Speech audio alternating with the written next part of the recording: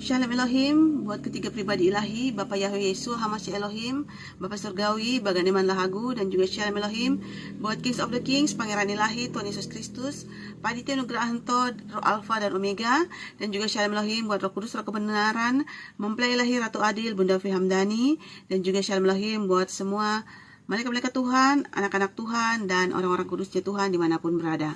Hari ini saya akan membagikan firman Tuhan yang terdapat dalam 2 Korintus pasal yang ke-10 ayat yang ke-4 yang berbunyi demikian. Karena senjata kami dalam perjuangan bukanlah senjata duniawi, melainkan senjata yang diperlengkapi dengan kuasa Allah yang sanggup untuk meruntuhkan benteng-benteng. Demikianlah firman Tuhan. Terpuji-pujilah Tuhan kita Yesus Kristus. Haleluya, amin. Ya. Setiap prajurit yang masuk ke dalam medan perang tentu saja memerlukan sebuah senjata. Untuk apa? Untuk melindungi dirinya dari serangan-serangan musuh. Nah, kita saat ini berada dalam medan pertempuran dan kita juga membutuhkan suatu senjata. Nah, senjata itu bukanlah senjata duniawi yang seperti prajurit-prajurit duniawi ini pakai untuk mereka berjuang di dalam pertempuran. Tetapi kita sebagai anak-anak Tuhan, senjata kita adalah senjata-senjata yang diperlengkapi dengan kuasa Allah, yaitu perlengkapan senjata rohani. Dari berikat pinggangkan kebenaran, berbaju sirakan keadilan, berkasutkan kerelaan untuk memberitakan Injil damai sejahtera, perisai iman yang dapat memadamkan semua panah api dari si jahat, ketopong keselamatan, dan pedang roh yaitu firman Allah.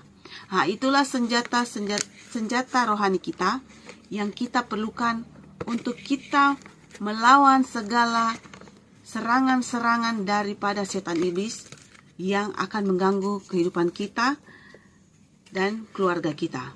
Nah, senjata-senjata rohani yang kita miliki ini harus kita pergunakan dengan sebaik-baiknya. Kita harus tahu setiap senjata yang diperlengkapi itu punya fungsi masing-masing. Nah, kita harus tahu bagaimana mempergunakannya, kapan waktunya, dan kita harus terus melatihnya agar kita tahu cara mempergunakannya. Jangan sampai kita hanya memilikinya tetapi kita tidak tahu mempergunakan senjata itu. Karena kita berada dalam medan pertempuran, kita tidak melawan darah dan daging, tetapi kita melawan penguasa-penguasa di udara, roh-roh yang tak kasat mata, yang selalu mengelilingi kita seperti singa yang mengaum-ngaum. Jadi kita sedang berada di dalam pertempuran harus tetap berwaspada, harus tetap berjaga-jaga. Kita tidak bisa tidur sedetik pun, kita tidak bisa terlena sedetik pun, kita tidak bisa bermain-main ataupun santai-santai saja. Tetapi kita terus melatih diri kita.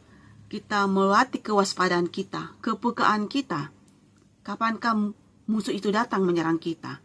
Dan kita tahu senjata apa yang harus kita pergunakan. Atau kita memperlengkapi seluruh persenjataan rohani kita. Dan tidak meninggalkannya barang satu pun. Nah, seperti yang dikatakan firman Tuhan yang sudah kita baca.